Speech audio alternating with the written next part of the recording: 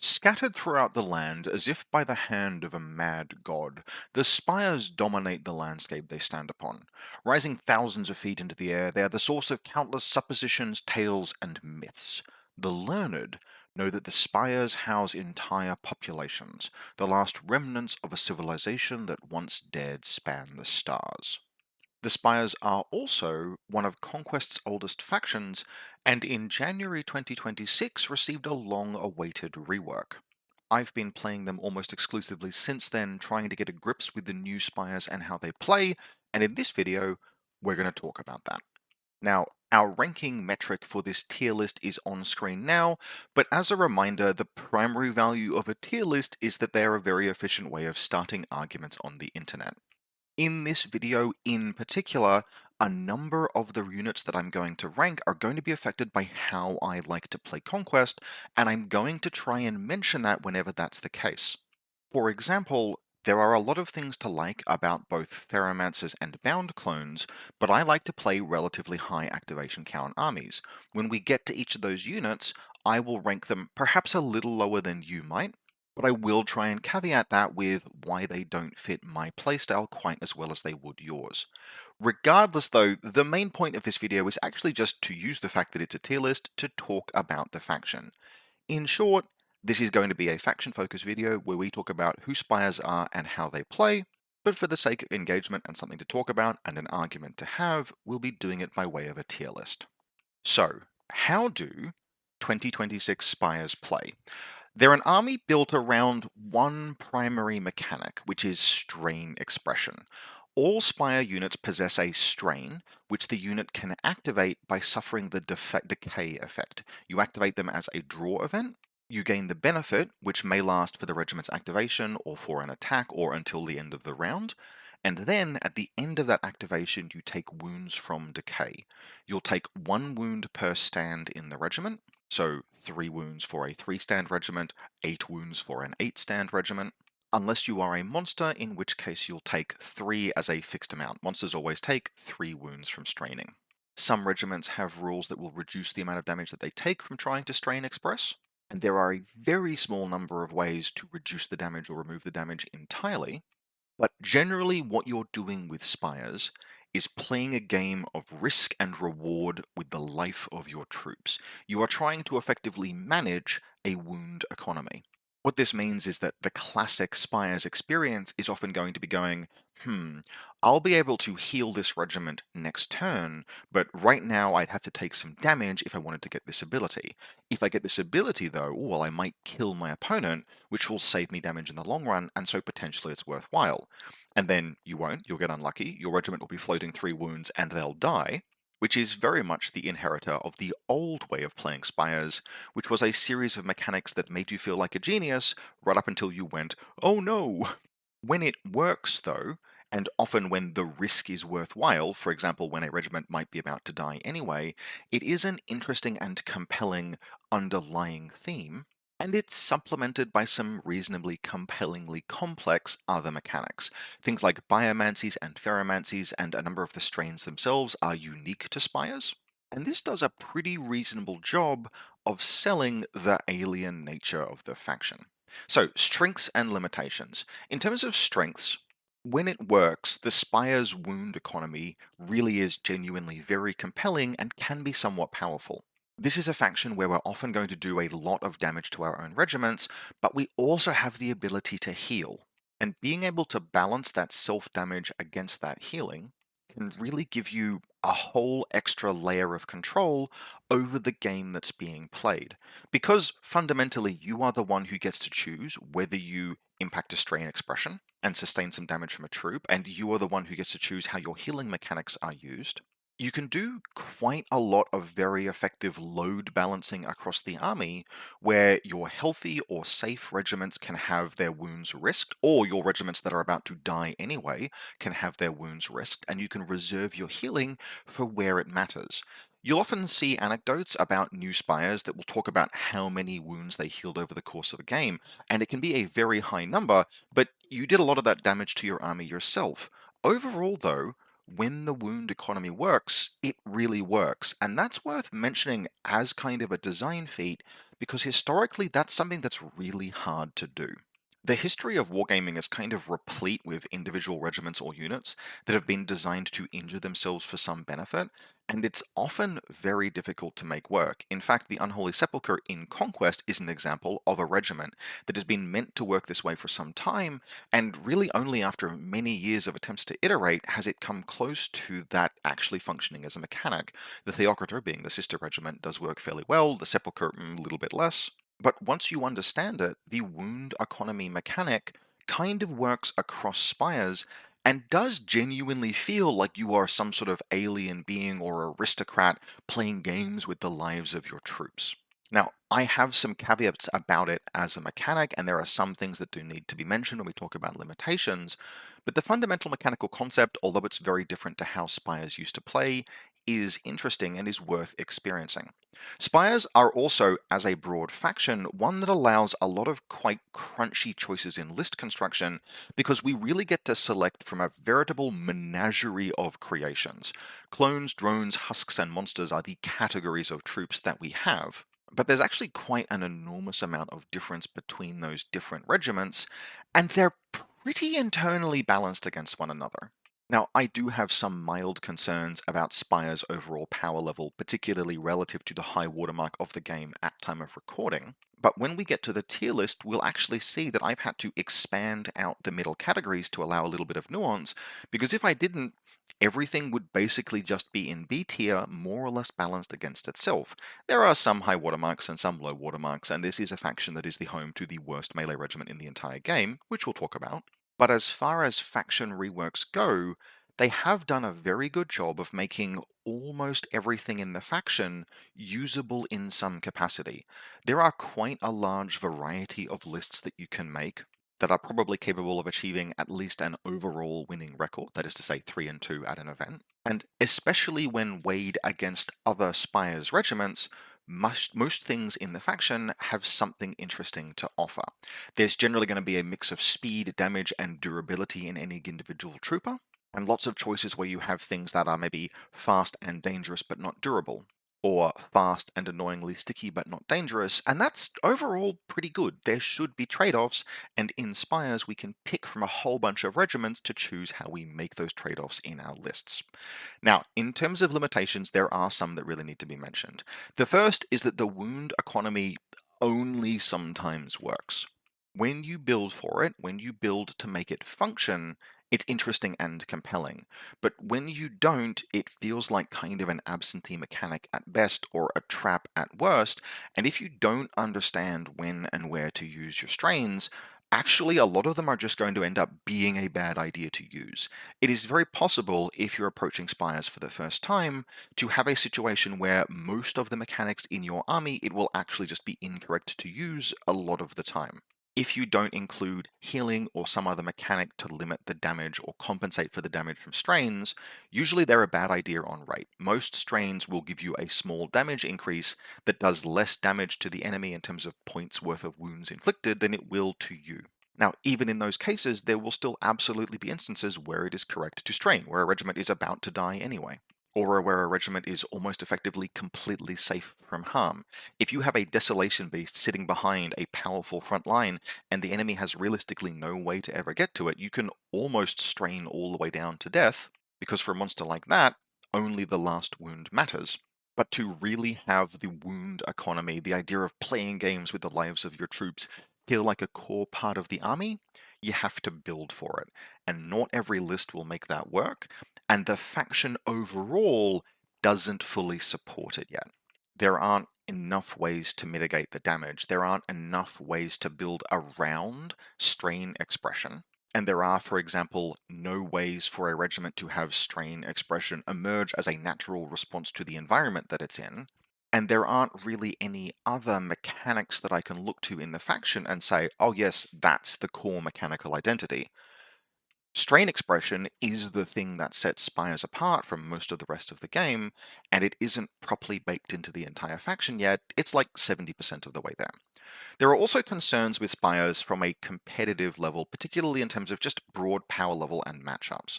Most factions will have some factions or list archetypes that they're good into, some that they struggle a little bit more, but generally what you're looking for in a faction for competitive play is to be able to at least have options that let you chart a course, maybe adjusting your list to account for specific pressures, so that perhaps not every possible list you might write is competitively optimal, but you can build a variety of competitive lists and pick ones that are most suitable to the current metagame.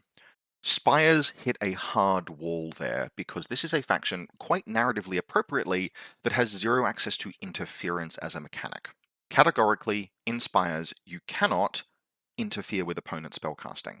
Biomancers and Ferromancers behave a lot like wizards, but they are. Now that comes with advantages. You can't be interfered with yourself. Biomancies won't always work. Biomancies will often do something weird that looks a lot like failure, even if it's technically not, but Ferromancies always work, and Biomancies can certainly have their curve smoothed.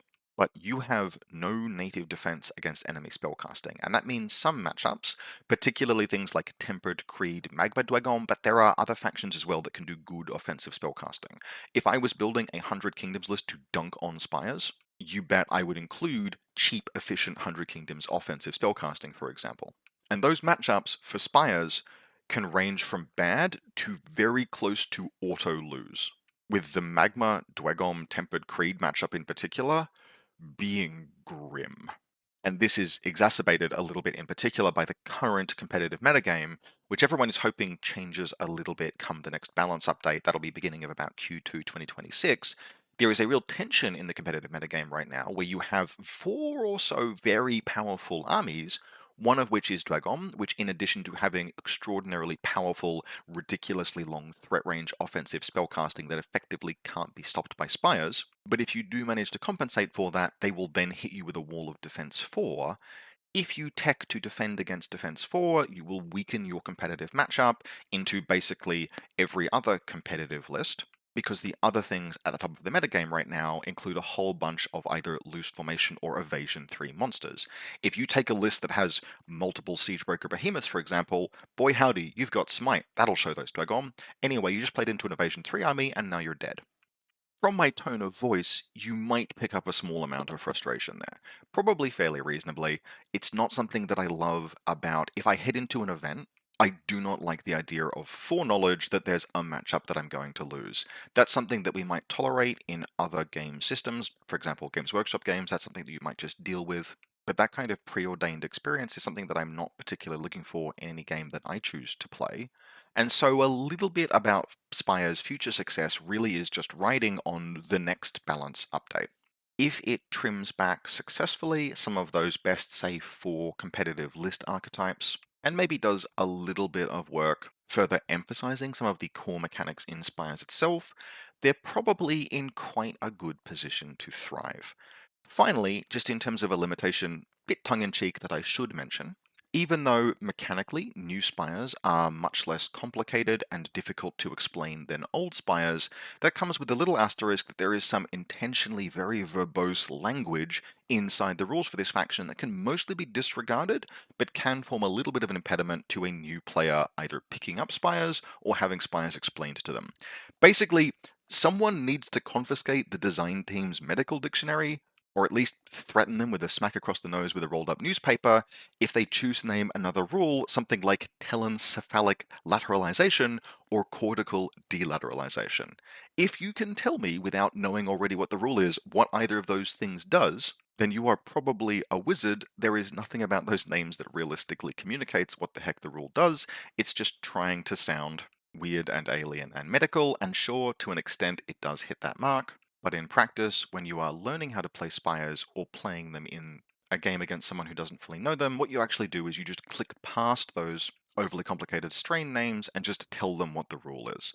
I am activating a strain to give myself AP1. Oh, cool, that makes sense. And so overall, that puts Spires in a place where they are fun and compelling to play, but probably best not selected as a competitive army, Right now, if you're a Spires player or you're interested in Spires, this is a good time just to spend some time with the faction learning about the nuances and not thinking too much about event play. They're a flexible army, they have a lot of very compelling individual choices, and the bulk of a faction is very well internally balanced, but it's waiting for perhaps one or two more passes to really bed down the mechanics and in particular the mechanical identity of the army. It's also, as noted, very much waiting for balance adjustments to other factions to really be able to step into the limelight, but Conquest is a living game and it's very likely those things are coming. In fact, if you're watching this video after the Q2 balance update to Conquest, probably keep all of these things in mind because there's a good chance many of these by then will already have been addressed. Now, just a quick primer on choosing your sect as Spires. One of the things that I noted just in text and then glossed over in the slide previously was that in addition to picking your warlord, you pick your army-wide special rule as one of three: Underspires, Directorate, or Sovereign Lineage. Narratively, these reflect the different power structures inside a spire, but you get to make this choice completely independent, for example, of who your warlord is or what the troops you're taking are. And in general, Underspires should probably be your default choice. Not universal, but default. It gives regeneration +2 to all of your drone and clone regiments, and it allows drone regiments to heal while broken and gain an indomitable equal to the resolve bonus they're currently getting from size. So for example, a unit of drones with 7 stands would have +2 to its resolve from size and have indomitable 2. This is the primary mechanism that basically all of those units have to participate in the wound economy. A minimum sized regiment of 3, for example, Vanguard clone infiltrators will take 3 wounds at the end of its activation if it chooses to use its strain. Provided you're playing under Spires, you'll generate 2 of those 3 wounds back at the beginning of their next activation, going a fair way towards ameliorating not the risk because you have to float those 3 wounds for a round, but the cost overall of using strain for a turn. This is really useful in terms of actually getting benefit out of the core mechanic of the faction, and as a result, the assumption I'm going to be using when we're ranking most regiments is that by default, we'll be playing under Spires. Now, you don't have to play it exclusively, there is an interesting alternative in the form of the Directorate. If you aren't using many or any drone or clone regiments that would need or want that regeneration, you get a card mechanic manipulation tool from the Directorate that's actually quite good. Whenever you draw a card before revealing it to your opponent, you can choose to instead draw and play the next card from your command stack instead, and then put that first card either on top or on the bottom of your deck. That is really flexible. It's pretty comparable to the city-state strategic stack mechanic. It's probably not quite as good because you get effectively a free activation out of the strat stack, in addition to a bunch of bonuses that are keyed to various different things inside the faction. It gives like automatic inspire, etc. Turns on abilities. The strategic stack is very heavily keyed into all of city-states. By comparison, picking the Directorate as your sect has some interesting interactions with a Biomancer Warlord, which is very appropriate, but otherwise just gives you a really interesting card flexibility tool, which doesn't give you a free activation, but unlike the strategic stack, also doesn't always cost you a unit of tempo as you're progressing through the turn. It can be very good. I've played with it just a little, and in those games, sometimes it was very compelling, and sometimes I didn't make use of it, but I very strongly feel like it has its own entire learning curve, and if I spent 2, 3, 4, 6, 10 games with the Directorate, I'd get a real feel for how to really maximize that mechanic. Fundamentally, though, Underspires is needed to make half of the regiments in the faction work at a mechanical level and participate in the wound economy, so I'm not yet able to invest that time into the Directorate as a sub-faction. I do think it's very promising, and in particular, if Spires get more mechanisms in future that let the army participate with their key mechanics, this might become a very compelling sect choice. Finally, you have the Sovereign Lineage, which is basically okay if you have a whole bunch of Leonine Avatara.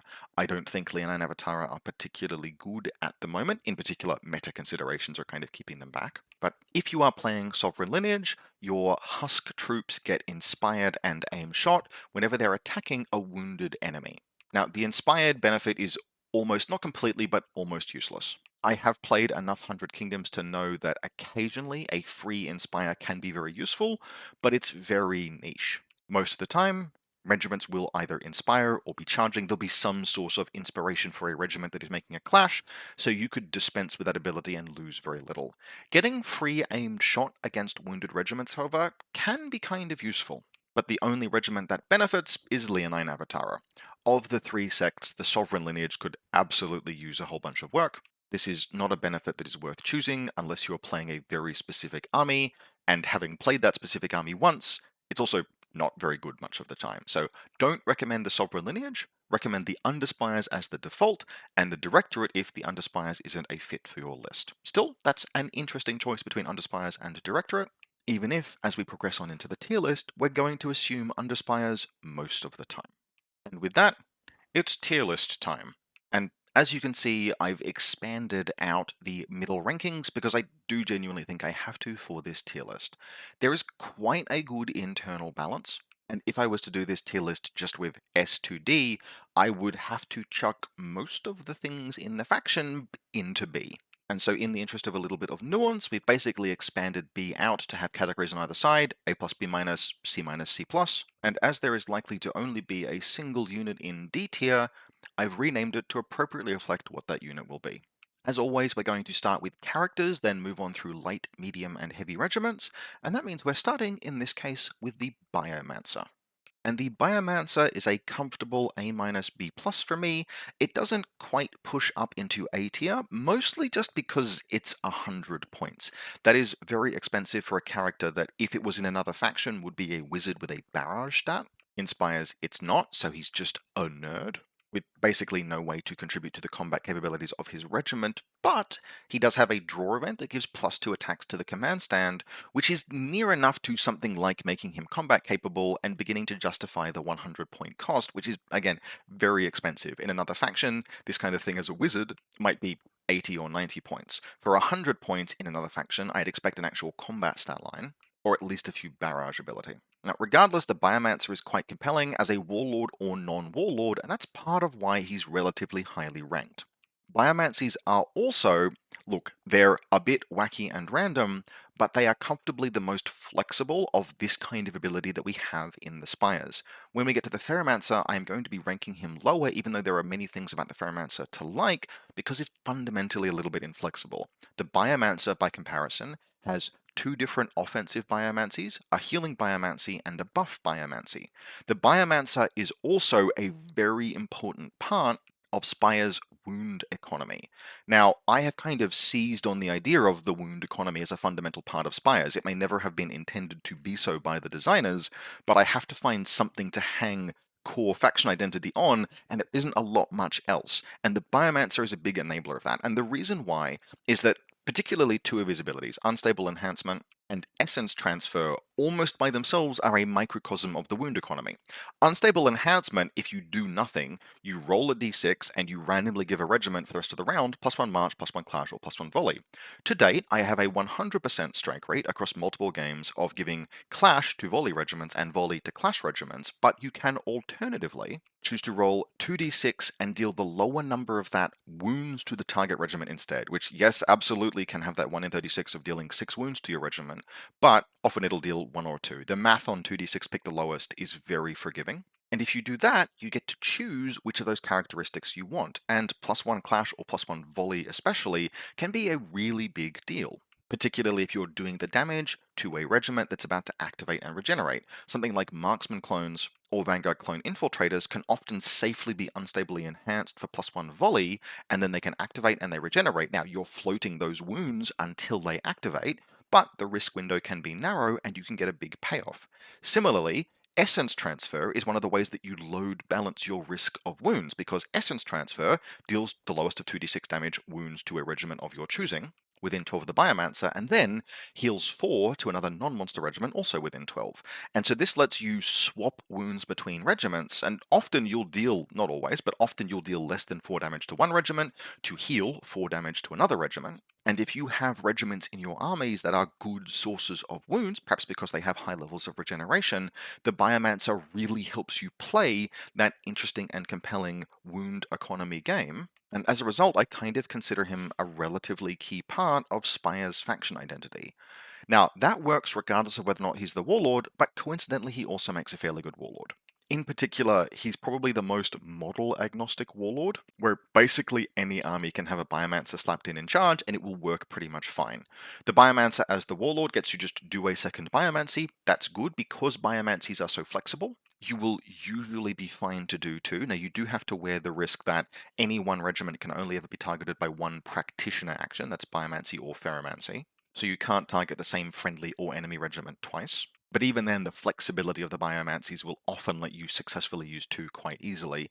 And there's a little additional mechanic from being a Biomancer where anytime a regiment dies, you get a token. You can have 3 of those tokens, and you can spend 1 to add a d6 to a Biomancy roll, and Biomancy rolls are doing all of these random things. They help smooth the curve out. That's good. You can spend 2 when a regiment activates to not take damage from decay, or not suffer decay when they strain express. That's I think that's the only way in the entire army to no questions asked, provided you have the tokens, strain express without taking damage. And then finally, you can spend 3 tokens, that's the most you can have, in order to heal the very last regiment of your turn that activates. I have almost never used that. In my experience, you should be using tokens basically as you get them. Before I played the Biomancer, I was a little bit concerned that token economy, him getting tokens from looking at things die, would happen a bit too slowly. In practice, they certainly don't flow in, but even running 2 Biomancers under a Biomancer Warlord in one list, I found that I had enough to feel like I was engaging with the mechanic. And so overall, that makes the Biomancer for me actually probably my favorite character in the faction, and I think very important to the faction's identity, and therefore A minus B plus. Our next character is the High Clone Executor, and he also comes in A minus B plus, a little bit behind the Biomancer. Now, High Clones used to be a force multiplying character where you would pick these different abilities and they would give those abilities to their regiment, you could grant loose formation, etc. A lot of that has now just been rolled into the separate regiments sight unseen. Things like Vanguard Clone Infiltrators now, for example, which were often accompanied by a High Clone, they just have loose formation now.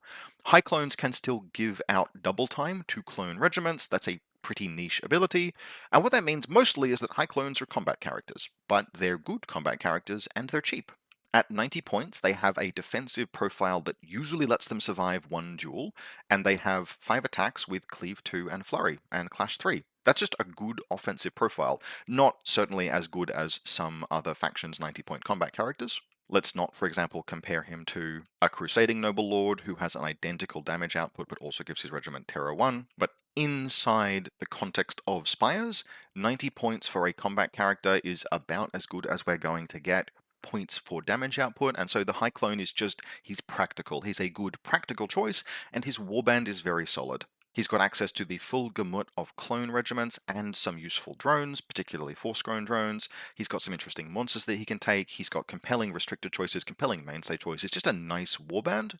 And as a result, I find myself putting high clones in, at least one high clone in many of my lists. He's also a very interesting warlord, however, he's a build-around warlord. And this is part of why he ranks a little bit lower than the Biomancer. The Biomancer can go in any list. The Biomancer Warlord can go in any list. The High Clone can go in any list, but a High Clone Warlord you need to build for because his supremacy all works just on clone regiments. That means Vanguard clones, Bound clones, Marksman clones, those are the things that he buffs, but he gives out very interesting mechanics. Once per round, you get to choose one of the following. In response to a unit being attacked, you can give that regiment Dread. In the response to a unit declaring an attack against the enemy's flank, inside effective range if it's a ranged unit, you can get Opportunist. Or in response to one of your regiments dying, another regiment, clone regiment, within 12 can make a march action. All of those are very powerful, and they're one of the first cases in the game that we have a reactively declared ability. There is a really big difference between choosing a regiment to gain Dread, say in the Supremacy phase, and choosing a regiment to gain Dread when it is attacked. Similarly, if you choose a regiment at the start of the round to gain Opportunist, okay, cool, yep, that might benefit, but if you get to choose and it's your one choice, so you have to choose between it and Dread, etc. But if you get to choose once per round for a regiment to gain Opportunist, actually, that's very close to your entire army gains Opportunist, because it's not going to be that common that you make multiple flank attacks in a round, but the one that you do, boy howdy, it's going to connect. Now, this only works on clone regiments, but most clone regiments are fine at making use of it. And in terms of supremacy abilities that change the way an army is built and played, which is one of the things it's really good for a warlord to do, the High Clone delivers in spades. So yes, he's build around, but there's still some flexibility within that build around. Yes, you'll need a bunch of clone regiments, but only enough to make sure that you're always using his abilities. And that doesn't mean going all in. You can have a High Clone warlord army that has 4 or 5 clone regiments, and that's probably still going to just about be enough and leaves plenty of space for other things. So I like him a lot. I like him because he's very efficient, and I like him because he's a very interesting warlord. Next up is the Mimetic Assassin, and I think quite a lot of people rate the Mimetic Assassin quite highly because they are comparing him to his previous incarnation. There's a fair bit of anchoring effect in play assessing Spires regiments these days, and I am not immune to it. But it is very compelling to look at the Mimetic Assassin and compare him to his old rules, which didn't work at all and made him effectively unplayable, and go, well, he's good now. And he's not good now, but he's playable and interesting and therefore kind of fun. And for that reason, he fits basically in the top of B minus C plus. I just realized I'd called that C minus C plus. No, that is B minus B plus. Ultimately, there are a couple of small mechanical frictions that keep him from being ideal for me. One of them is the fact that although he is Clash 3, the turn that he arrives, he has this cool mechanic where he will leap out of a regiment, leaving behind a flurry of corpses of his own troops and deal a whole bunch of hits. What will happen, mechanically speaking, is that you replace a stand in the front rank with him. That's quite a clever mechanical response to the fact that otherwise, if you were to add stands to a regiment, there might become illegal formations or impossible placements. Mechanically, it's very clever. He replaces a stand in the regiment, basically bursting out of them or something. He deals a number of cleave 2 hits equal to the wounds of the regiment's stand that were destroyed, and then he gets to participate in the clash action that he appears in. So you'll have a regiment inspire and then clash, and he appears as part of the clash. And the first friction with him is that because he wasn't present in the regiment when they declared Inspire, at time of writing, he doesn't benefit from Inspired, which means that he's actually worse in melee than a High Clone because he will be rolling 5 dice before he's mutated, before you give him any upgrades, 5 dice on 3s, whereas the High Clone will be rolling 5 dice on 4s, and they're both cleave 2. And that's a little bit of a problem because the assassin, although it's 60 points compared to a high clone being 90, you have to account for the fact that the assassin kills a bunch of your troops when he appears. And a cost of a stand is usually going to be something like 40 points. Now, this is Spires, and we are playing the wound economy. We can get those wounds back, so there is a risk that you take when you float him into a regiment, but you can recover that cost you've paid. But it is still a cost.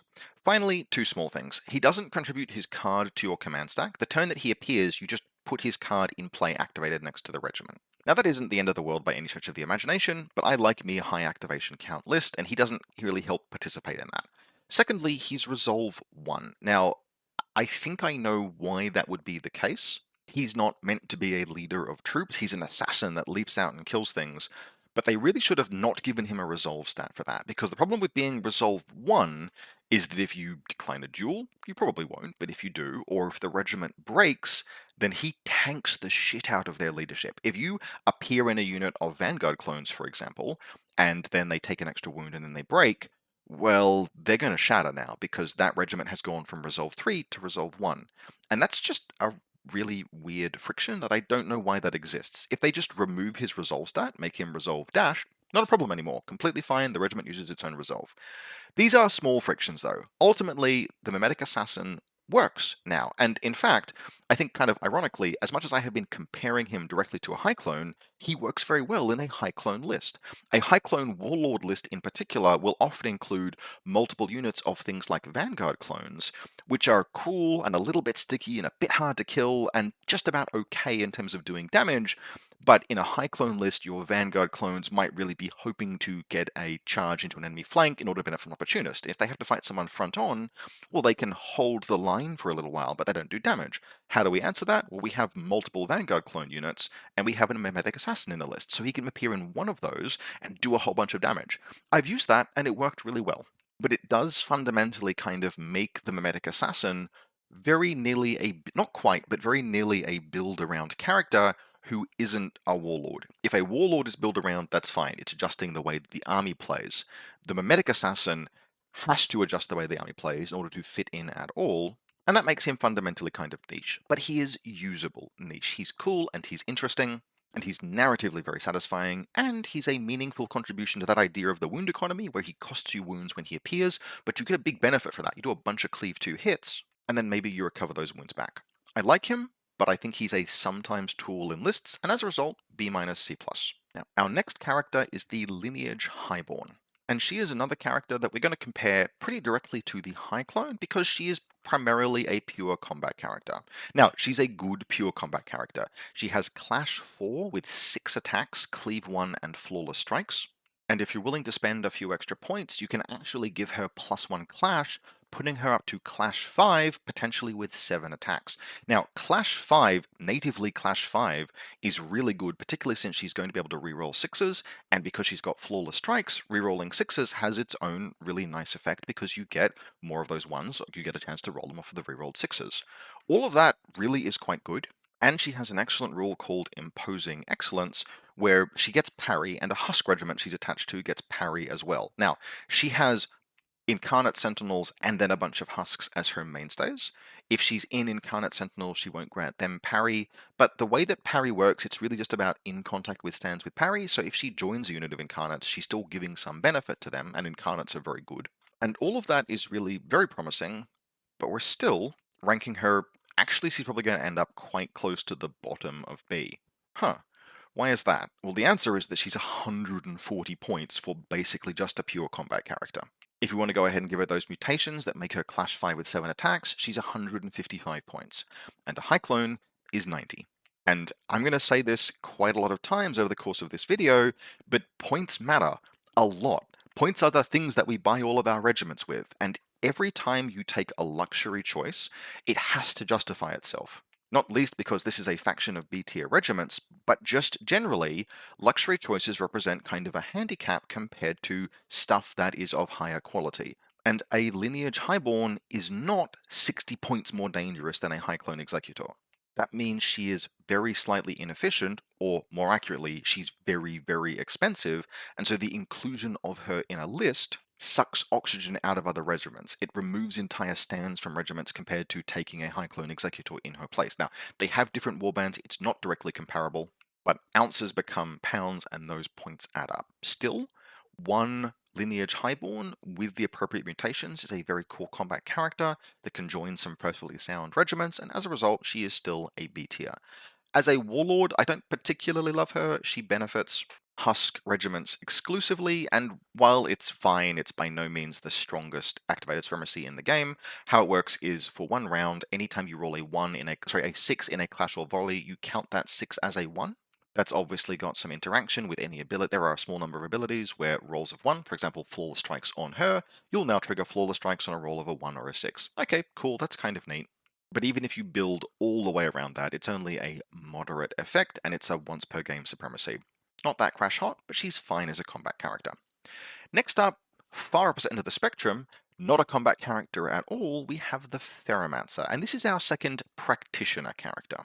And this is a neat little guy who probably doesn't quite deserve the ranking I'm going to give him, which is B tier, but much higher than the Lineage Highborn.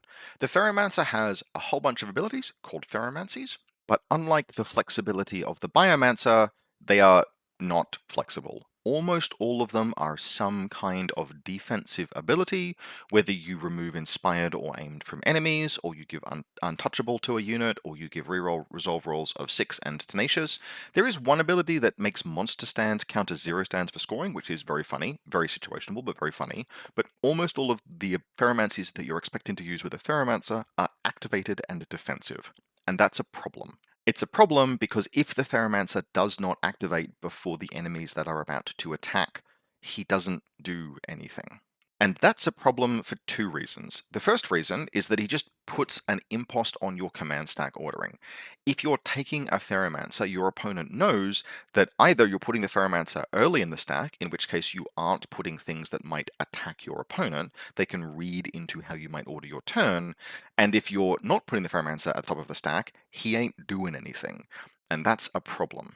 And it's more of a problem for me than other people because, as mentioned, I like building high card count armies. Now, in Spires, I've kind of been finding that 13 cards is a pretty good number, but that's still more cards by a couple than a lot of the factions I'll be playing against.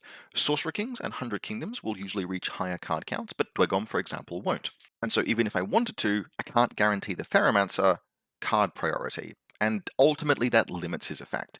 Fundamentally, just having Ferromancies being not particularly flexible, being all just variations on some kind of defensive ability, I think does him a fair bit of harm as a character. It does help that the Ferromancies are all kind of good, though. Like, none of them are bad. Giving out Untouchable or Tenacious they're good. They're fine. They're totally fine, particularly given that, unlike a Spellcaster, there's no chance of failure. But they are so one-dimensional, and his unique draw event gives out Fearless, which is also just another activated defensive ability, that just makes him very limited, and he's really only salvaged by how interesting he is as a warlord. Because as a warlord, he's genuinely pretty damn good. He has probably the best warlord ability in isolation in the faction. The first is just that he can do two Ferromancies. Now, if Ferromancies were better, that would be even better. Being able to do two Ferromancies is fine, but it really forces you to priority activate the Ferromancer. The other thing that he does is he gives every single regiment in your army access to a unique strain. You can exchange the strain that they might otherwise use. You can instead use Strain Expression to give +1 March and +1 Clash. And that's better than basically every strain in the entire army. Like, that's genuinely really interesting and really solid. It's threat extension, it's damage increase on regiments that maybe weren't otherwise expecting to get that. There are regiments in this list that have like very niche strains that you will only use occasionally. Sometimes they're really interesting and really good, but they're just niche, and that's totally fine. But giving those regiments their niche strain and a pure offensive threat extension and damage increase strain, that's really, really good. And on top of all of that, the regiment that the Ferromancer himself is attached to just doesn't ever suffer decay from using their strain. Those are really good abilities in combination, and they make him a really good warlord. He's just held back from pushing up into a higher tier for me because everything else that he does is activated and defensive, and activated defensive abilities are fundamentally limited. We've known this for a very long time. Bastion is not as good as +1 defense because you have to turn Bastion on, and everything about the Ferromancer has to be turned on. Still, as a warlord, he's excellent, and his warband is pretty damn good as well, and that makes him a solid top of B character. Next up, we have the Lineage Prideborn, the kind of ranged version of the Lineage Highborn. And while she doesn't quite fall down to C tier, she's got a lot of the same problems as a Lineage Highborn. She's expensive as hell at 130 points, and you just don't get much from her that justifies that points cost. She's a perfectly serviceable ranged attacker. She's Barrage Forward, range 14, she's Volley 3, Deadly Shot, Armor Piercing 2. Like, that's a good range profile, but it's not a 130 point good range profile, and she's got nothing else going on. She can't fight, she's not dangerous. She's only any good at shooting. She gives Fire Advance to the regiment that she's in, but Fire in Advance is not a fantastic rule these days. It's okay, it's very good on chariots, it's not crash hot on other things. Now, it does help that she has a reasonably flexible warband, but then a lot of the warband is contingent on taking Leonine Avatara, and I'm going to have some negative opinions on them as well. Finally, she has what looks like a very interesting Supremacy ability, which gives you a turn of really powerful ranged power. I have run that list, and it is very matchup dependent. Let's just politely say that, which is to say, it gets dumpstered. If you build a list that is entirely built around using her Remorseless Hunter Supremacy, you are setting yourself up for about a coin flip chance of getting absolutely dumpstered, because a lot of things in the game will just take that kind of all-ranged or ranged-heavy list and just throw you into a trash can. Whether it's an aura of everyone in the army has loose formation Euroni, or you're just playing generally against Sorcerer Kings, or even something like, say, Wardrun. Wardrun playing the Quattle spam, just close with and engage you far more quickly than you can shoot them down. It's not a good list archetype, and so as a result, she's kind of a bad warlord, and she's kind of a bad character as well. A flexible and interesting warband, but she's sort of waiting on Leonine Avatar to become a little bit better before she pushes up into a higher tier. Finally, we have the Merchant Prince, the last character in Spires. And this is a model that I was very close to just making an entirely separate tier 4 that we could call the Merchant Prince Zone and just putting it grey and out of the list somewhere, because the Merchant Prince is a little bit weird. On release, there were some people who, like, some of the opinions about him were very, very highly rated. And there have also been some people who have had games with him and who have had pretty good results or have at least reported back positively. I am not one of those people. I have played the Merchant Prince and my opinion about him has not changed from my original perspective, which is that he's bad. In fact, I think he's the worst character in the faction, and I think he tricks you into thinking that he's better than he is. Now, he's got two abilities, only two, and you have to be having him as the Warlord to use one of them. If you're taking him, he should be the Warlord. The non-Warlord ability is called Master Manipulator, and it allows you to propose a trade to your opponent when you're rolling reinforcements. If they accept, each of you gets one regiment to appear automatically in addition to the usual one you can choose, and one of your units gets Vanguard 3. If they decline, you don't get the automatic extra flank, but you do get to reroll one failed reinforcement dice, and you get Vanguard 3. In effect, what this means, on average, over the course of the game, is that maybe one or two things might arrive a turn earlier than they otherwise would have. That is not certain, but it can be how that works out, and you'll get Vanguard 3 on something each round. His supremacy ability is called Tricks of the Trade. It's not the ability that lets you propose a trade, but it is called Tricks of the Trade. I am very annoyed by this. And it allows you to manipulate dice rolls. Again, to reiterate, the ability that allows you to manipulate dice rolls is called Tricks of the Trade, and the ability that allows you to make trade proposals is called Master Manipulator. This might actually be a worse naming convention than basically all of the strains. Tricks of the Trade is, however, a kind of powerful supremacy. It's not as powerful as it looks, but it is powerful. At the beginning of the game, you'll roll 5 dice and record those results. In addition, whenever you roll a supremacy roll, you'll record that result. In practice, this gives you, theoretically, 15 individual dice rolls, but realistically more like 11, 12 that will matter over the course of the game. And you can use those for any non-reinforcement dice roll that you are called to roll. That's a pretty broad number of things. Oh, you also can't use them for supremacy. So non-supremacy, non-reinforcement roll, but basically anything else. That includes clashes, volleys, armor rolls, but then also things like charge rolls, which is very relevant, and even things like biomancies or eccentricities or other abilities, and even stuff like the detonation of a catabolic node. Now, I've never taken a catabolic node since the update because they're way too expensive, but it is a thing that you can use that dice roll for. The main thing that you will do is that you will save your 1s and your 2s. Your 1s for any effect that you would roll a dice where a 1 would be special, for example, Relentless Blows. Your 2s and your 3s for armor rolls, your 3s and your 4s for just not having to roll charges that are close, and for defense rolls, and the occasional important resolve roll. For example, a resolve to combat reform or a roll to withdraw, just being safe there, that can be really, really valuable. And then your 5s and your 6s you'll mostly use for charges. One thing that is very interesting is that when your opponent hits an objective, you, the player, are called upon to roll those defense dice, which means that you can actually use some of your dice to stall out opponent attacks on objectives, which can be very interesting. What I am not sure about, when a regiment withdraws, the damage that they suffer. I don't know exactly who rolls that damage, but it's at least theoretically possible that for your regiments, or possibly your opponent's regiments, when you're withdrawing, not just the resolve roll to withdraw, but the damage you would take, you can theoretically use the Merchant Prince to minimize that damage, which would be very interesting because I have a near 100% chance of rolling a 6 for damage when I withdraw a regiment. Now, fate dice are a well-known and powerful mechanic, and it is absolutely a powerful supremacy, but there are a couple of things that are definitely worth noting about the Merchant Prince as mitigating factors.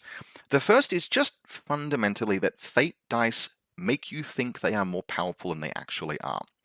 Anytime you're rolling a dice, you could theoretically have succeeded without substituting in the fate dice. And the fate dice are used, the tricks of the trade dice, are used before you roll. That means you aren't using them to turn failures into successes. You are using them to avoid rolling entirely, which means that they don't mitigate failure, they mitigate the risk of failure in the first instance. And this is particularly relevant if you roll, say, a bunch of 6s that you'll use for charges. I don't know if you've had this experience, but I absolutely have. Very, very common when the forces are posturing in the game before the lines have met. Your opponent will say, how far could that unit theoretically charge? And you'll say, oh, it's a speed 7 regiment, it can charge 13 inches. And they'll go, cool, I just don't want there to be any risk of being charged, I'll set up 13.5 inches away. That is enormously common for me. And the ability of the Merchant Prince to guarantee roll a 6 doesn't change that at all. You still play around the same fundamental maximum threat range, and you've got a 30% chance of rolling a 6 on an unstoppable unit, just in case you weren't aware of the math there. It's actually pretty likely, if you have rerolls, to roll a 6 on a charge. That's why we set up that distance away. And so there's nothing that a Merchant Prince ever allows a regiment to do that it couldn't at least theoretically have done already. But because we are fixing that result, it feels strong, even if actually the effect, if you want to just sort of think about it this way, work with me here. There are two timelines. One in which the Merchant Prince uses a dice to roll a 5 for a charge that causes your charge to succeed, and the other in which you don't have a Merchant Prince at all, but the regiment is unstoppable, and it rolls a dice, and it's got that 55% chance to roll a 5 or more on an unstoppable charge, and it rolls a 5. In effect, in that circumstance, you have paid just for the feeling of avoiding risk. And that's the real problem, because the Merchant Prince, you pay. He's 120 points for a character that does nothing otherwise. The best possible use case for him to get any benefit at all is to give him the avatar projection eccentricity and put him in a unit of incarnate sentinels. At least in that instance, them using their strain will make him do a little bit of damage via trample. But he is effectively very close to a 120 point pure handicap. And points are what we pay for all of our regiments with. Even if he is your warlord, 120 points buys you Vanguard 3 on some units, which is quite good, and then a bunch of ability to have things happen that might have happened anyway. That's not good. That is very bad for 120 points, plus the cost of whatever regiment he's in. His mainstays are okay. Now, he has completely unrestricted restricted slots. Any regiment can be a restricted choice for a Merchant Prince. That's pretty cool. But if we're putting him in incarnates, then we have a relatively limited selection for our mainstays. We still have to take one of those. I helped someone write a list today where, just due to model restrictions, really all they could do with him was to either put him in incarnates or put him in Force-Grown drones. Now, I don't suggest putting him in Force-Grown drones, but if you do, that's 210 points for nothing, for literally like nothing for a regiment that might be a speed bump. And I genuinely feel like anyone who has said something like, the Merchant Prince is incredible, has just been suckered into not looking at the price tag, because the price tag is very high. Fundamentally, the Merchant Prince just needs other abilities. Firstly, he needs to change the naming of his Supremacy Anti-Special rule, but secondly, his trade offer ability has to have other things that it can do, so that he has a use case after turn 3 or 4. He doesn't right now, and he's a total nerd in combat. He has 3 attacks at Clash 2 and no defensive stats. And that fundamentally makes him bad on rate in a faction that cannot afford to cop a handicap, because we just don't have the regiments otherwise that make up for it. Most of the units in our army are pretty fairly costed, and so we can't afford luxuries, and the Merchant Prince is almost 100% luxury. As a result, C tier. Now from here we get into our actual regiments, and we start with possibly the most iconic Spires regiment, the Force-Grown Drone. Now, we're discussing them here because technically they are a light, but in many cases they'll actually be a medium, and I'm quite happy to report that this iconic regiment fits somewhere in the A-B+ tier. And that's because they've actually got quite a lot of use cases. Now, are they individually good? No, they're trash. They're Clash 1, Defense 1 with a shield, Resolve 1. Their strain is almost virtually useless. It gives them lethal demise, and you will only ever use it if the regiment is about to die anyway and you've managed to activate them before they get killed. However, they do have native regeneration, and that regeneration increases if you're under Spires, and it increases further if you start the regiment with at least 6 stands in list construction. And that's usually how I run them. 6 or more stands with a character attached. If that character is a Ferromancer or a Biomancer, they can become a medium regiment, or they can stay light. But even if you just slap a high clone in there, no worries, that's a perfectly combat capable, right? Their resolve 1 is fixed by his massive resolve, their damage output is fixed by his damage output, and it's only 165 points to get 6 stands of Force-Grown drones. That's 255 points if you add the high clone, which isn't cheap, but it's a character unlocking a warband, and they're a mainstay, and it's a capable light combat regiment, and it's 2 activations, and as a note, I like activations, I think they're valuable. On top of all of that, being regeneration 6 is valuable in Spires even if you aren't taking damage yourself directly, because the Biomancer can siphon wounds off of them to give to other things. That makes them a source of wounds, and a key player in the wound economy. I've even had games where we'll talk about the consumption beast in a bit, but the consumption beast wants other units to activate their strains. I have strained the clones, sending dozens of them to their deaths because they'll regenerate that back and key into the consumption beast mechanic. All of that collectively just makes them useful. I have had them actually trade up with a high clone in them in many games, or be a capable regiment for escorting around a Biomancer or a Ferromancer. They're just very useful, and one of my favorite archetypes in any game is to take little chaff crap dudes like this and make them accomplish something, and in any given game, one of these drone units often will. So are they fantastic? Are they A tier? No, but they're a good A minus B plus tier. I do wish their strain was literally anything else that mattered, but that notwithstanding, they're a key part of the faction. Now, our next light regiment are Strix. And Strix are not particularly good. They could be either to the left or the right of the Merchant Prince, but they are firmly in C tier. And the reason for that is that they are Clash 1, and they are a melee regiment that's Clash 1. On top of that, they are a regiment whose strain effectively gives -1 to hit against enemy regiments. The Strix have to be engaging them in the front, but that is a defensive activated ability. We've talked about how those can be kind of risky to use, and it's a defensive activated ability that requires you to take damage. Usually you will just do more damage to your own regiment activating the defensive ability than the defensive ability will prevent. Huh, that's a little weird. Now, the -1 to hit does affect anything that enemy regiment might do. So if you have, say, a big fight that's happening and the Strix hit into the flank and activate that ability, they will also limit the attacks that hit your big regiment that's in the core of the engagement. That's pretty cool.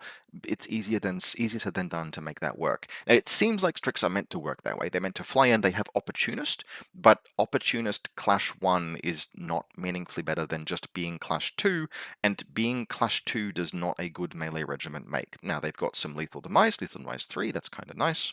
They're fairly fast at speed 8, but they are also, well, Evasion 2 is nice, but they are Resolve 1, so regiment just explodes, and that's always been a thing with Strix. Strix have always exploded when you look at them, but they used to explode harder and deal more damage and regenerate more, which would let them get to the enemy intact and be much faster. These days, Move 8 is not really that quick. It's not slow, but it's not going to dive an enemy range unit in the backfield particularly reliably. They're just not particularly useful. They do have a use case, which is why they're not in D tier, for example. The best use that I have found with them is to run them with a Ferromancer Warlord, which works quite well because the Ferromancer is where you will find them. And in that circumstance, you actually can push their damage output a little bit by using the Ferromancer's unique strain. Strix with +1 March, +1 Clash going into the flank of an enemy actually will do quite a lot of damage, because at that point, they'll hit 3 attacks with every stand, and 9 3/4 of a hit average into the enemy flank actually can do plenty of damage for a 120-point regiment. Now, are they good? Well, actually, you still don't take them in that case, because there are better mainstays you can take in a fair amounts of warband, so they are just plain outcompeted by brute drones, for example. But it is the best way to use them that I have found. I don't use them, but if I were to use them, and if I wanted to make them work, i.e. they are in the hear me out territory, that's how you would do it. Now, in much happier news, we have Vanguard clones, and in the interest of time, we'll discuss Vanguard clone infiltrators and Vanguard clones kind of in the same breath because they work well together. Both of them are quite sound, both of them fit actually in the upper B tier, and I like them both very much. I like Vanguard clones in particular in a high clone warlord list, and I like Vanguard clone infiltrators as a one of in lists otherwise. Difficult to use more of them than that, but having, as much as range 12 is very low, having a ranged presence just on the board at all in lists can be useful early in the game. They share a pretty broad number of capabilities. They are speed 6, they have Vanguard 4, the Vanguard clones, not the infiltrators, have a banner. Vanguard clone infiltrators have short-range snap bows, Vanguard clones have swords and are perfectly serviceable in melee, and both of them have loose formation and the decent resolve stat of 3. Vanguard clones have a useless strain that you will never use. Vanguard clone infiltrators have a niche strain that you will absolutely use sometimes because it allows them to ignore both loose formation and obscured. And if you're playing against Wadrun, for example, and there's Hunting Pack bearing in, you can mess up a Hunting Pack's day by throwing 16 shots that hit on 3s. Finally, regular Vanguard clones have a rule called Inherited Excellence. Enemy regiments in contact with their front arc suffer -1 attack. Unlike the Strix draw event strain expression, that's always on, and that's really good. You can put a unit of Vanguard clones in a forest somewhere, and if the enemy charge them, well, they'll be hindered and they'll have -1 attack. It can actually be very difficult to put those guys down, especially since if you're playing Under Spires, they'll have regen too. Vanguard clones work best in a High Clone Executor Warlord list, where they can get Dread on demand or Opportunist on demand. Those are just really useful. It pushes Vanguard clone damage up quite high if you trigger Opportunist. And as long as you've got one of these two units in your list, you also get the benefit of a light Vanguard regular regiment that isn't irregular, i.e. a really attractive reinforcement line. And in some cases and with some units, that's really useful, which is a segue into our first medium, the Abomination. The Abomination works particularly nicely with Vanguard clones because it is a speed 8 medium monster, which means it is comfortably our best scoring regiment in addition to everything else. And if you give it a good enough reinforcement line, you can even score zones on the halfway line like in Maelstrom. Not every scenario, right? The slightly more, if it's an 18-inch in 12-inch zone, you can't easily get there. You do have to play the Merchant Prince to do that. You have to get the extra Vanguard so the A-Bomb can move further, but you can score both outside zones in Maelstrom on turn 2 if you take Vanguard clones and an Abomination. And just to cut to the chase, that puts for me the Abomination at the top of B tier. The best B tier regiment. It's fundamentally a fairly balanced unit, but it has a bunch of use cases and I like it very much. It is speed 8, it has 14 wounds, defense 3, resolve 3, evasion 1. It will absolutely die against sufficiently durable attention. But in my experience, because it is a monster, because it's one of the many monsters that have become kind of a thing in Conquest these days, 14 wounds, only that last wound matters because it's a monster.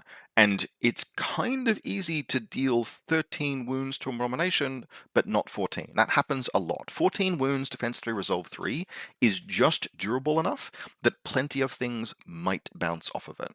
And that makes it pound for pound moderately resilient in the sense that it is hard to put down, not hard to kill, not realistically. It's 180 points. It shouldn't be that durable, but it can keep fighting at full effectiveness until it is all the way dead. And that full effectiveness is pretty solid. 12 attacks, clash 2 with Flurry, cleave 1, terror 1 is quite good, and it has a very solid, one of the rare examples of a strain that is good on rate. It gets Relentless Blows, which combines really well with Flurry. You can actually regularly do, like if you strain, you will usually do 13 or 14 hits, and 13 or 14 hits, cleave 1, terror 1, is plenty of damage, especially on a March 8 Unstoppable medium. It just works well. It's just a good thing to include in a list, in addition to being a good scoring unit. It gets a special rule based on which army you are playing. I prefer to play Under Spires because regen 2 on a monster. Spires actually really struggle to heal its monsters. And if you want to participate in the wound economy, you need to have a way to recover those wounds. The A-Bomb does, if you're playing Under Spires, it's a monster with regen 2. I just have a lot of things to say about it that are good. It's not broken, it's just solid, and it works without any kind of external support. It's just solid on its merits. It also fits into a bunch of different warbands. It's fairly easy to access, and so owning an Abomination or two in Spires is a very worthwhile thing to do. Next, we have Avatara, and I will admit to some personal bias here. Avatara are probably the most bad luck magnet I have ever had in a regiment, but they're not bad. They're B tier. The biggest thing that lets them down generally is only having 4 wounds. You would be shocked how easy it is for 4 wounds to disappear off of a regiment, and at 175 points with 55 points per additional stand, you do feel that kind of keenly. You lose stands from these guys a little bit too easily for an expensive regiment. Still, they have 5 attacks, class 3, cleave 1, that's pretty good. And they are just natively defense 4, resolve 4, which is also really good. Now, my experience with defense 4 is that it feels really good right up until it isn't, and the thing about defense 4 is that it is always on expensive regiments. So defense 4 is kind of only ever capable of either doing what you expect or failing you. It's never capable of exceeding expectations, if that makes sense. And you will absolutely feel that if you're playing Avatara. But people have reported good results playing Lineage Highborn with modest to large Avatara regiment size units, and while that's not the kind of unit that I like to play in terms of personal playstyle, I can confirm they work just fine. They're also quite easy to heal with a Biomancer, and with parry from a Lineage Highborn, they can be surprisingly durable against things your opponent might expect to do more damage, stuff like Athanity, for example. You can do a very good job of no-selling, and anything that stalls out Athanity, I have to at least be a modest fan of.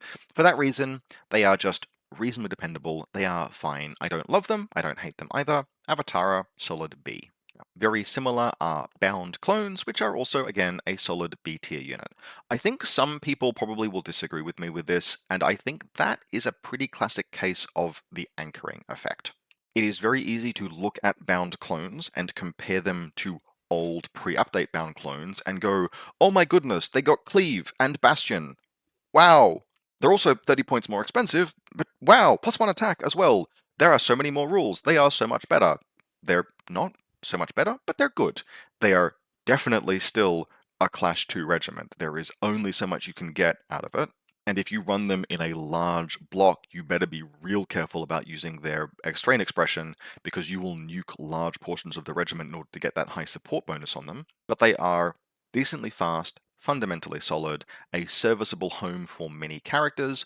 I am ranking them only a B tier because, as noted, I like to play high activation count lists, and these are a unit with Bastion. In fact, they're a unit that really wants Bastion activated, because there's a big jump between defense 2 with a shield to defense 3 with a shield, and very often I just can't give them the priority that they want in order to guarantee that safety. Still, if you are playing them in Underspires, you at least get the choice between Bastion if you're at full health and activating before the enemy, and Regeneration if you're not, and that's pretty reasonable. And the damage output on them is fine. You will very quickly run into the limitation of Clash 2, only about half of their attacks will hit, but they are Cleave 1, and they are bodyguards, and they are speed 6 with a banner. There's nothing wrong with them, it's just that it's 150 points for a regiment, and that's not cheap. Still, they key in nicely with a number of things that exist in the faction. They can play in the wound economy a little bit thanks to regeneration. They are a good home for a Biomancer or a High Clone or even a Lineage Highborn. And in a pinch, they can even fight independently by themselves because they've got decent native resolve. All told, for me, on rate relative to the points cost, a solid B tier unit, and a good place to invest if you like large blocks. You can do things like take multiples of them, expand the regiment size out, add a ward preceptor for Tenacious, and have yourself a very solid brick that is worth prioritizing. Now, our next unit, as we push through the mediums, Spires have a lot of mediums, are Brute Drones. These guys do technically exist in a few warbands, but practically speaking are limited to the Ferromancer, but in the Ferromancer they're a mainstay. Now, Brute Drones are a regiment that I thought actually might be a little bit pushed when I first saw them. Having now played them, I've changed my mind on that, but I do think they're an eminently serviceable mainstay. They are not durable exactly, defense 3, evasion 0, resolve 3, but they do have Oblivious and a little bit of regen and 5 wounds per stand. Notably, the 5 wounds per stand means they won't ever regenerate by themselves, but you can heal back chip damage and you can heal them with a Biomancer. They are speed 6, they are unstoppable, which is nice. They're only Clash 2, but they have 6 attacks and Impact 3 and Linebreaker, and they make a very good home for an Avatar Projection Ferromancer Warlord, because at that point what you can do is you can make a big charge with a large regiment, you can give them +1 Clash, +1 March, and the +1 Clash will also benefit all of the impact attacks. If you're fighting usually a Defense 4 regiment, you could instead choose to strain for Cleave 1, and because there's a Ferromancer Warlord present, you're straining for free. And so ultimately, yeah, Brute Drones are just fine on rate. I have begun to move away from them in list construction a little bit because I'm moving away from Ferromancers a little bit, but if you're running a Ferromancer Warlord, one or more Brute Drone regiments are very solid, and being mainstay is really the icing on the cake. Very solid upper middle B tier, right behind the Ferromancer, and happy putting them there, happy to include them in my lists. Next, we've got the Consumption Beast, and this is one of the weirdest and most interesting additions to Spires with the update. Now, the Consumption Beast is fundamentally kind of a one-of, and I think of it mostly as a 20-point luxury upgrade to an Abomination, but which does give you a really interesting minigame to play. The Consumption Beast starts off wounded. It's technically a 20 wound model, but it begins the game with 8 wound markers on it, and you can heal those wound markers by activating strain expressions within a fairly wide radius of it. Now, only one Consumption Beast can heal per strain. That's why I say it's only a one-off. It's very difficult to fulfill the activation criteria for 2 Consumption Beasts. But if you take one, and at any point in the game it reaches full health, it just triggers a whole bunch of bonuses, the largest of which are, it loses the ability to heal, but it gains always on strain expression, which for it is dread. It just gains dread permanently, and it gains 6 attacks, which actually makes its offensive output very good. Like, almost as good as a strain expressing abomination, but without having to strain express and always on all the time. Its attacks are a little contingent on needing to attack a smaller model than it, but it's a monster, so it's usually doing that. Now, the only thing that lets the Consumption Beast down, and for clarity, I absolutely think it's good, particularly the first Consumption Beast slots comfortably into the B tier as a good regiment to include as a one-of in many lists. What fundamentally holds it back is that despite everything, it is evasion 2, defense 2. It doesn't have a defense stat higher than that, and we're about to start getting into talking about a few regiments that are like that in Spires, where the only defensive stat they have is evasion 2, but they are expensive, luxury, high-impact regiments. And that's kind of a problem because evasion 2 will sometimes overperform, but much of the time it just won't make many saves. In fact, it'll make on average a third of them. And that means that wounds on things like the Consumption Beast can accumulate very, very fast. There are a lot of matchups in the game. Like if you play into Sorcerer Kings, you will quickly get a crash course in why there is a big difference between Defense 3 Evasion 2 and Defense 2 Evasion 2. Because you will just take so many hits. Lightning and Blood to Water, random volleys from Danho Disciples and Marid, etc. And Evasion 2 is significantly worse than Defense 3 under those circumstances. If the Consumption Beast was Defense 3 Evasion 2, that would probably push it to top of B tier, maybe a little above the Abomination for me. But at just Evasion 2 as its only real defensive stat, it can be horrifyingly fragile even after you push it to 20 wounds. So I think it's fun, I think it's very cool, but it comes with a big caveat emptor. You have to be prepared for it just dying to a dedicated attack, because Evasion 2 just doesn't do that much that often. Still, it's a very fun minigame to play, and you can absolutely build lists that are very good at getting it to full power fairly quickly, and even sometimes you have situations where that doesn't happen because your opponent tries to focus it down, it can still be valuable in those cases because you will keep healing. You only lose the ability to heal when you reach full health.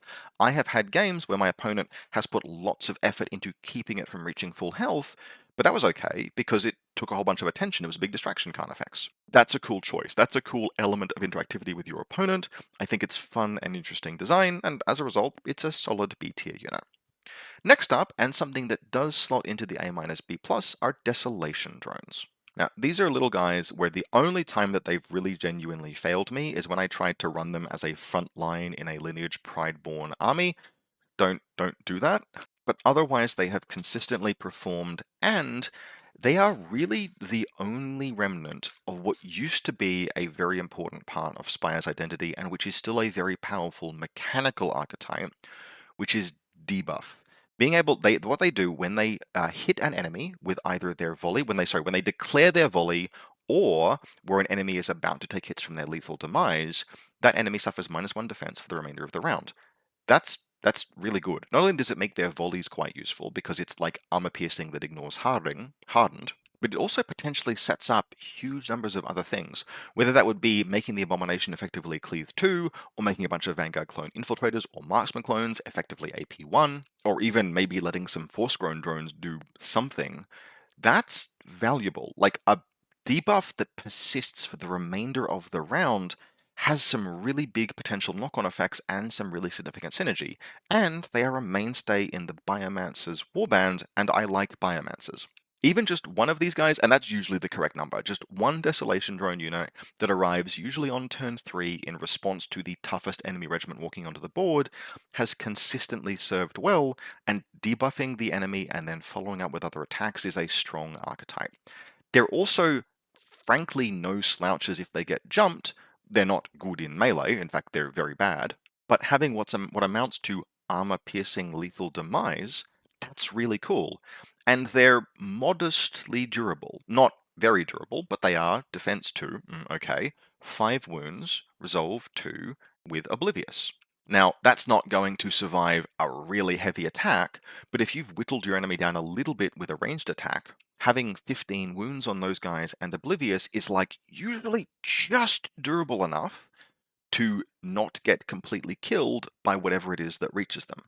And so a bunch of them die and spew their digestive acids everywhere, but the regiment survives, pins them in place, and then you can follow up. They just consistently worked really nicely.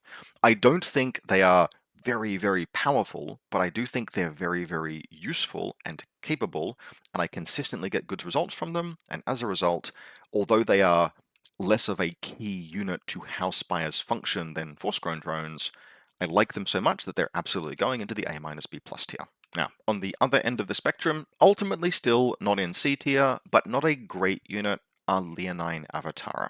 This is a combination of two factors. The largest of the two is fundamentally just meta considerations.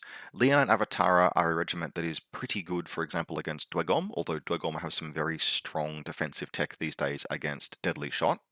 But they're a regiment that's very, very weak into, for example, an army that consists entirely of loose formation tenacious monsters, or an army that consists heavily of evasion 3 loose formation monsters, and those are kind of extant meta terrors. And if we look past those at, say, other strong meta armies we see Wardrun, where Quattles can just jump Leonine Avatara from downtown, sometimes before the Leonine Avatara even shoot, because their range isn't that high. And so while on paper, I have historically gotten good results from Leonine Avatara, doing things like putting them behind Force-Grown drones and really punching those dangerous shots in at close range, this is just not a meta game where they are good and kind of hasn't been for some time. Now that alone would not cause me to rate them low, except they are also a regiment who had some small changes, I believe, to their stats. Regardless, they're another one of those Defense 2, Evasion 2 regiments. And boy howdy, you do not have to play against, say, Sorcerer Kings for particularly long to realize how fragile a 4-wound Evasion 2 unit can be against any kind of counter battery fire. Dano Disciples are a major threat to Leonine Avatara despite being cheaper and a mainstay, and not being able to sustain counter battery fire is a little bit of a weakness on a size 2 shooting unit. I like as an archetype what Leonine Avatara are trying to do, but they're hurting a lot from being just Evasion 2 and expensive. 180 points is very, very expensive, and the only way to unlock them, practically speaking, is to take 130 point Leonine Prideborn, at which point, look, that's 310 points. That's a whopping great chunk of your entire army for a regiment that has 12 wounds Evasion 2. It will die very quickly to any kind of attention, and I've spoken about how Spires can't afford to play with a handicap. That's very close to a handicap at that point. They're just a bit too fragile for the cost. Now, even more fragile but much more tolerable are Marksman clones. Marksman clones we're going to put in amongst all of their other clone buddies. They really could fit basically anywhere in that slot, but I do prefer them slightly to bound clones. Marksman clones are a solid ranged unit. They are 18-inch range, they have 5 shots and arcing fire, and you can strain express them for armor piercing 1. Now, if we compare them, for example, to Danaher Disciples, before strain expression, they're just worse and more expensive for reasons that I don't fully understand. But they can strain express for armor piercing 1, and that's pretty solid. If you have a way of managing that wound count, for example, if you're playing Under Spires, you can strain express 2 out of every 3 turns and not fall too far behind on wounds. And speed 5, 18 inches, volley 2 with a whole bunch of shots and armor piercing 1 actually is very solid. 150 points is fairly affordable. They are relatively accessible, appearing as restricted in a few different warbands, notably the High Clone, and of course they synergize quite nicely with the High Clone Executor Warlord. Just generally, they are the longest ranged unit that we have. They're a medium. They work quite well, appearing on the board, say, just behind Force-Grown drones. I don't love that they now only range 18. You do feel that a little bit, but 18 inches is still a far enough range to shoot many enemy things from outside their retaliation. And so even though Defense 1 Evasion 1 is awfully fragile, unlike Leonine Avatara, they have at least a chance of engaging the enemy from outside retaliation range, and therefore that fragility is more tolerable. A good, solid core unit, solid middle of B. And now we get to onslaught drones, and onslaught drones are the reason why we have that little category there at the bottom. Now, I had to do a little bit of research before I felt sure about this appraisal, because there are some things that compete with onslaught drones for this coveted title of worst melee unit in the entire game. But I am pretty sure that onslaught drones are in fact the worst melee unit in the entire game. Why is that, you might ask? Surely they have 5 attacks, clash 2 with flurry. They can even kill themselves a little bit for linebreaker and +2 their charge distance.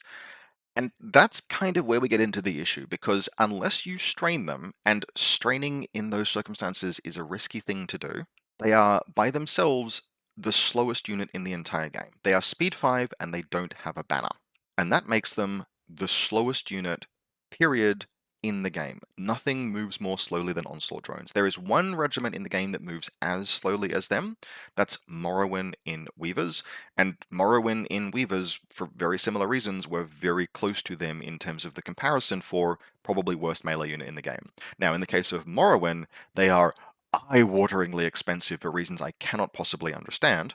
But Morrowind do at least have a variety of rules that make them maybe kind of resilient. Like, not resilient for their points cost, by God they are expensive, but resilient in absolute terms. And Onslaught drones don't have that. What Onslaught drones effectively are is a melee unit that, in the absence of Unstoppable, does not have anything like a reliable way to get the charge on an enemy.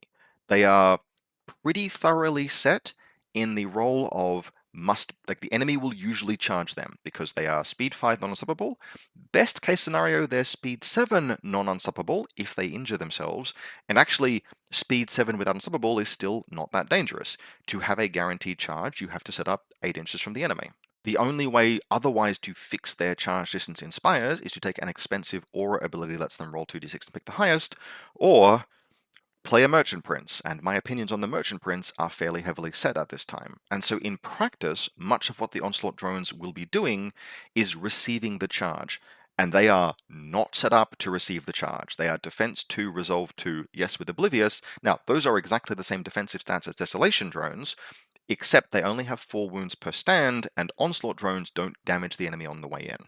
This makes them very good at just getting annihilated, and if they were cheap enough, that would actually be fine. Like, that whole package would still be tolerable if they weren't expensive. If they were like the cost of men-at-arms, if they were 110 points, I would be okay with damaging this unit and sending them on a one-way trip in the hopes of accomplishing something, but they are an eye-watering 135 points for an MSU, which also makes them probably the most fragile melee regiment for cost in the game.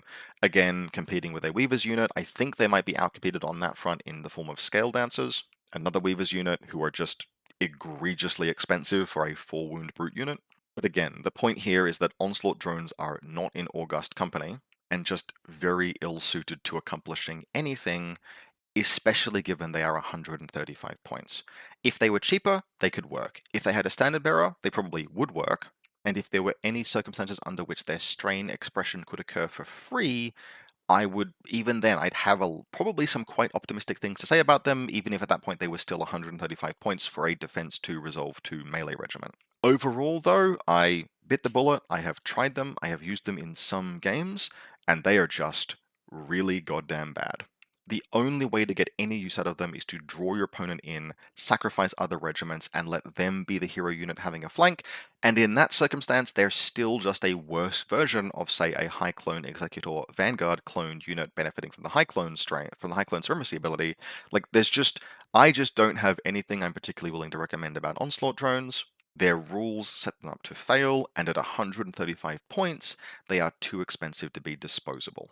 Happily, they were never particularly good before, so if you own any of them, you're probably fine with their performance, which is something that can't necessarily be said of our last and final medium, the Terraphon. Now, I own 2 Terraphons. That is no longer the correct number of Terraphons to own. But once I got clear of the anchoring effect, once I let go of the wonderful, incredible, fun, valuable package of treats that the old Terraphon used to be, and looked for ways to use the new Terraphon, I will concede that one of them in some lists is fine. For me, they are an occasional use B-C+, but they do have some use. The limitations of the Terraphon are worth talking about, because they look on paper like they might be good. They can roll a lot of dice in a turn. They get a free volley. It should be very difficult for a regiment with a free volley to be bad. And indeed, the Terraphon is not, I have to say here, B-C+ is not a bad unit, it's a niche unit. But Terraphon look like they should be good, and they're not. Now, what can they do? Well, they get a free volley with a serviceable volley, it's 10 shots on 3s, and they can charge, and they can have an impact attack, and they can roll a clash. And if you're taking a Ferromancer Warlord and you use the Ferromancer Strain expression, you can actually get a fair bit of work done there. If you don't, Clash 2 will absolutely let you down. Rolling 25 dice is not nearly as good as it sounds when many of them are hitting on 2s and the rest are hitting on 3s and there's no armor piercing or cleave. But what the Terraphon can be relied upon to do is, if you overextend it at all, is die in the ass. Because this, almost more than any other regiment that we have, is a regiment that showcases why Defense 2 Evasion 2 is a bad stat line. Or specifically, a bad stat line for an expensive restricted regiment. Because a Terraphon is restricted, and it's only resolve 3, and it has 14 wounds, and there is effectively no way to heal it. There's a single 20-point thing that you can take on Biomancer, for example, but for practical purposes, those 14 wounds are all you have to work with. And it is very, very easy for those 14 wounds to collapse and disappear immediately and entirely in the face of any offensive pressure whatsoever, because Evasion 2 Resolve 3 just doesn't go very far at all. These guys are fragile, and you're going to be incented to use them because the use case looks like it's meant to be, oh, these are speed 8. I can bring them on turn 2. They can march, shoot. Wow, that's awesome. How does your opponent ever pressure into that? You can just respond with so much. They threaten so far up the board, and then they die. Because your opponent is playing the game too, and this is a high value target that can do a fair bit of damage, but which is easy to eliminate and is probably at most 16 inches away. In fact, if you march, shoot, you're only 12 inches away, it's not a long range gun, plenty of things can certainly march, charge, or charge clash that distance. So you have to not use the Terraphon that way. The Terraphon is not a piece that wants to appear on round 2 and try and shoot early. Instead, where I have found the Terraphon overwhelmingly works best, and the reason why it's not in C tier, is that it's a fantastic designated last arrival. And this is a concept I have in a few different Spires lists, or a few different Conquest lists generally. If you're running a bunch of mediums, you will usually have a reasonable reinforcement curve, but one of the consequences of rolling many medium dice is that you're also going to have some of those dice that fail, and with enough of them, you'll have usually sometimes one medium unit that just doesn't get onto the board until turn 4. You'll have some turn up on turn 2, and then you'll have most turn up on turn 3, and then you'll have one that dawdles on turn 4. Now, in 100 Kingdoms, the model I have that I use for that is just a 110-point men-at-arms regiment who walk onto a zone and stay over there for the rest of the game.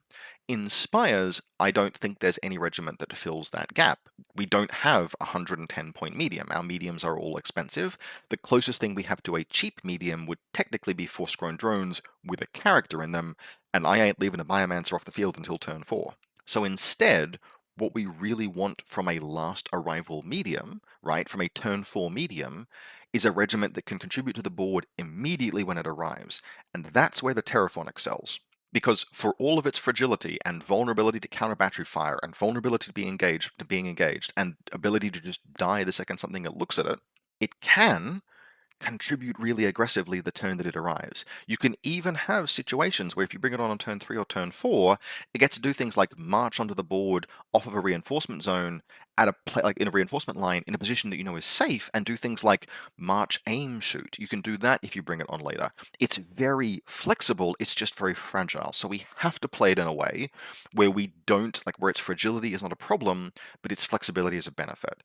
And I have overwhelmingly found that if I have one Terraphon in a list, and usually it's the last thing I put into a list. Usually it'll be like, I've taken some marksman clones and I have 30 points spare, and I upgrade those marksman clones to a Terraphon. That's something I'm happy to do. And in all of those games, every time I've played the Terraphon that way, where it's like, yep, I've got one medium that didn't turn up until turn 4, Terraphon, you're it. Then it turns up somewhere useful, it's decisive, or at least it's meaningful support.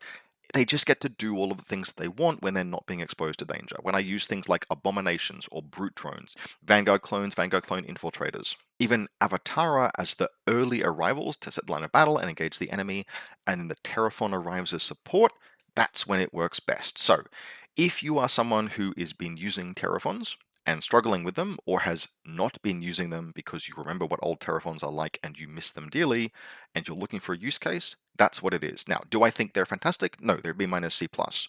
But if they were to, for example, pick up Defense 3, or if they were to pick up the clone tag, and it is a little weird to me that they don't have it because there is literally a clone piloting that thing, at that point they'd actually become very appealing The clone tag would let them have regeneration in Underspire's army. That could be something that just gets written out, whatever.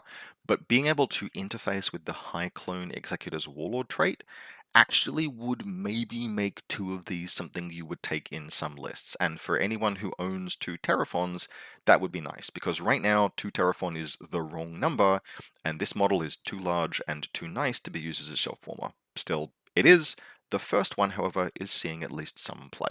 Now, into the heavies, and we're actually going to rank both the Centaur, Avatara, and Incarnates basically at the same time, because although they are different regiments, they kind of feel quite similar to me, and they occupy a similar score. Both of them are quite good boys, and they sit in that clump of regiments in the middle around the clones, in the kind of this just works tier of units. Now, Spires are not typically a heavy army. You'll usually want 0 to 2 heavy regiments, but if you're taking a Merchant Prince, you can run more. And Incarnates and Centaur Avatara both share a fairly nice quality, which is that they're relatively easy to access, not too difficult to include in lists. Incarnate Sentinels appear in the Biomancer's warband and are therefore quite accessible, and Centaur Avatara appear in a few different warbands and are therefore relatively accessible. Notably, they are mainstays in a Leonine Prideborn, and might actually be a better way of bringing her onto the battlefield than putting her in Leonine Avatara. Also, and this is going to sound a little bit weird, both of these are kind of March Charge regiments. Now, if they clash, that's ideal. Actually, you absolutely want to be doing charge clashes if you can.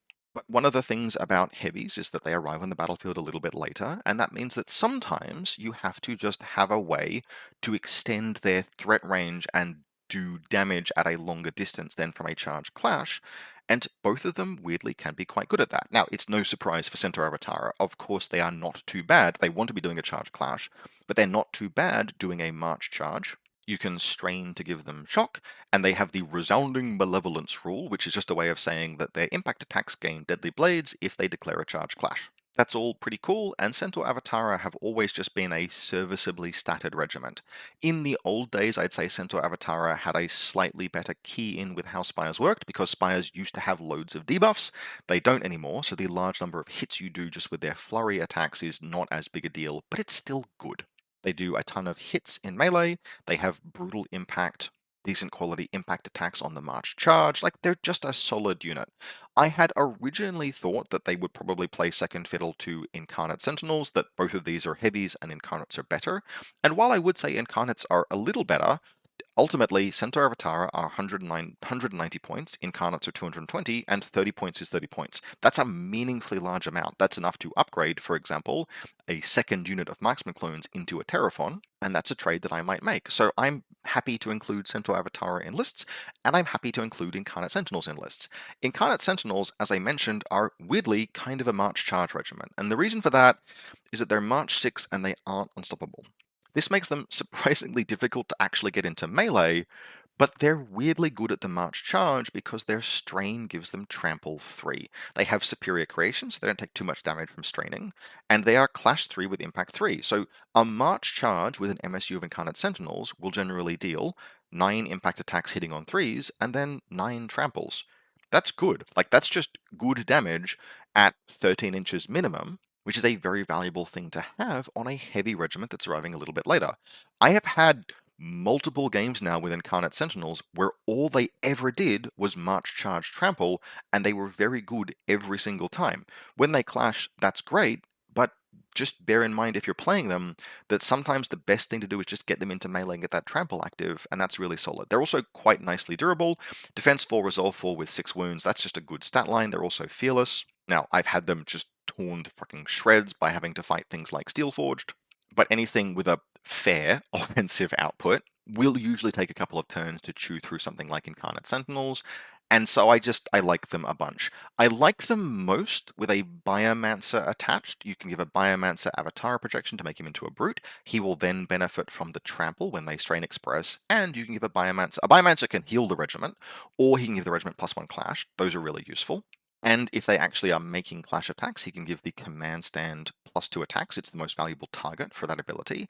And then finally, you can give him a 20-point upgrade called Biotic Renewal, which is a 3-point heal, which is, as a draw event, which is just enough to restore a stand of Incarnate Sentinels if it's wounded. And so he can keep them chugging along, even just an MSU, and really going for some time. And that's just a really nice regiment to just run around the battlefield, headbutting into things and dealing those impacts and those tramples. Also, as noted, if you're trying to make some use of a Merchant Prince, the Merchant Prince is effectively a more expensive, worse version of the Biomancer in Incarnate Sentinels, but a more expensive, worse version of a good thing is still at least playable. Now, our last two heavies are both monsters and quite specialized monsters, and the first is the Desolation Beast, the other new monster that came out in the Consumption Desolation Beast kit. And this is a cool little guy. I say little, he massively overhangs his base because he's a 2026 monster that I've used several times now and am entirely happy with. He is fundamentally a luxury pick. He's not cheap. 230 points is, in fact, very expensive, but he's just nicely consistent because he's a ranged regiment and he's very solid. Like, the best way to think about him is effectively as an upgunned Hellbringer Drake. He's a Hellbringer Drake that doesn't have to do anything with tokens to get to full effectiveness, and is volley 3, which is a big deal, but is a heavy and 50 points more expensive. Now, he got a bunch of other rules that only matter very occasionally. Most of the time, he's 50 points and heavy for a +1 volley Hellbringer, and that's totally fine. And it just works nicely and consistently. Range 16, barrage 12, volley 3, AP 2. He's got this splash mechanic that will almost never do anything. He has the ability to take wounds to make the enemy not able to use their evasion stat, which is a niche but good strain. I'm not 100% sure it should exist in the game. I feel like denying the enemy access to evasion is a little bit like it's the sword that cuts through invulnerable saves, and I feel like it's not terribly long after that until we have the invulnerable save that ignores swords that cut through invulnerable saves. I think there's maybe a design step there that we could perhaps move back from.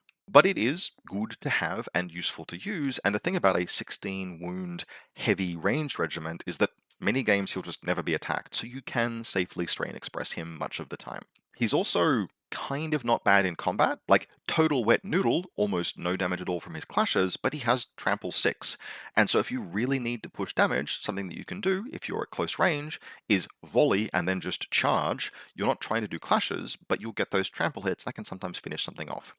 I have had consistently the same performance from him basically every game I've played him, which is that on turn 3 he arrives, he walks onto an important part of the battlefield, and because he's a size 3 ranged unit, he shoots over all of my other regiments, and he kills like one enemy stand a round.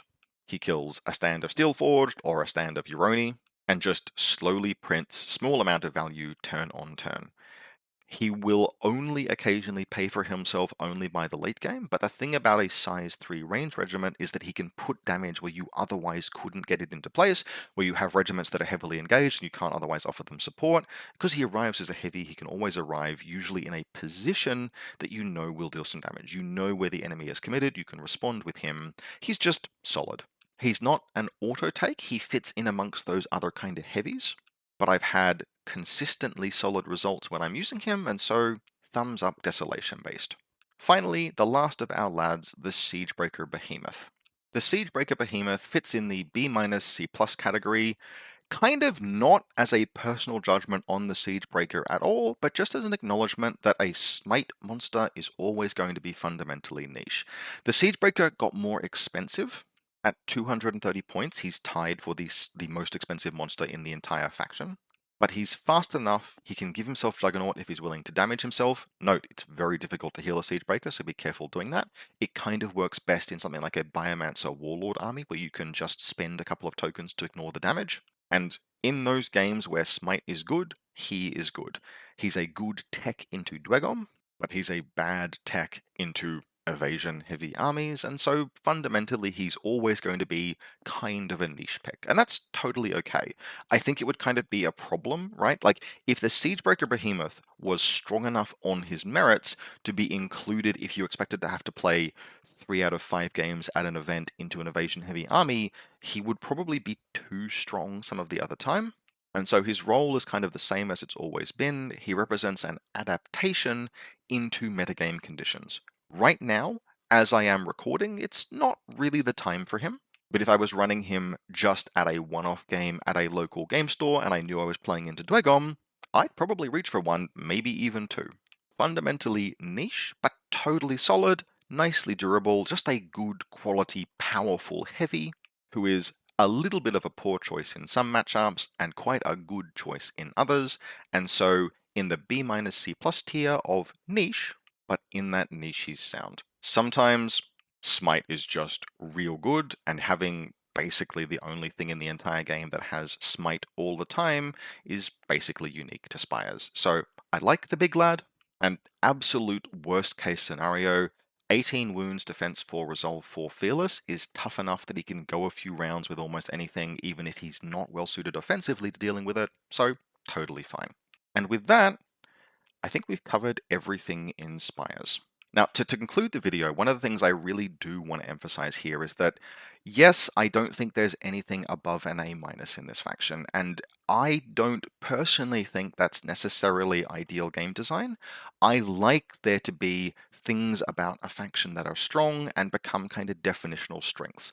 I love that in 100 Kingdoms, for example, men-at-arms are really useful, and that like all of the characters feel particularly good.